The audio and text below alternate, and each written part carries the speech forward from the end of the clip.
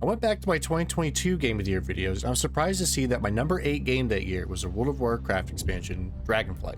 Here we are 2 years later with the next World of Warcraft expansion, The War Within, also being my number 8 game, and giving me an excuse to talk about the game I put the most hours of any other game in my entire life. The War Within is somehow the 10th expansion to WoW, which just celebrated its 20th anniversary this year. It's also the first of an unprecedented 3 expansion long arc that they have already announced the names of the next 2 expansions for. This year, we have only seen the opening patch of the game, but the story so far has been really solid. I'm not the most well-versed person in my WoW lore, but the new antagonist, Xal'atath, is looking to be an amazing big bad for this, and potentially the next 2 expansions.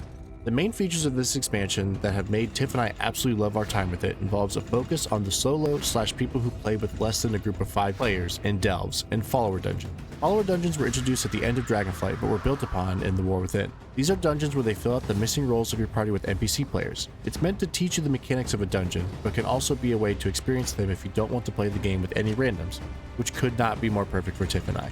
A lot of the time, a questing storyline culminates with the dungeon to get to the end of that arc, and without follower dungeons, we would just miss out on the very ending of every zone story, but now we don't have to. Delves are a brand new type of content in the game, and these are also perfect for groups of 1 to 4 players. These are like mini dungeons that any role can play, and you have a single NPC companion who goes in with you as you look for treasure. These were a blast, and building up to being able to do level 8s of these with Tiff was so much fun. We even got to pick items out of our weekly Great Vault for the first time ever, a mechanic for rewards that previously was tied to solely raids, mythic dungeons, and PvP, which Tiff and I don't really play. This emphasis on the solo and casual players is the first time it has felt like content in the game we love so much was actually made specifically for us, and it's so incredible knowing that these are going to be core fixtures in WoW forever now. I'd be remiss if I didn't also give a shout out to the Race to World First event that we love watching, where our boys from Team Liquid absolutely dominated the first raid of this expansion over the Europeans in Echo. It's the one esports event we follow, and we get very into it, so when they win, it's a great cherry on top of why I love playing WoW in 2024.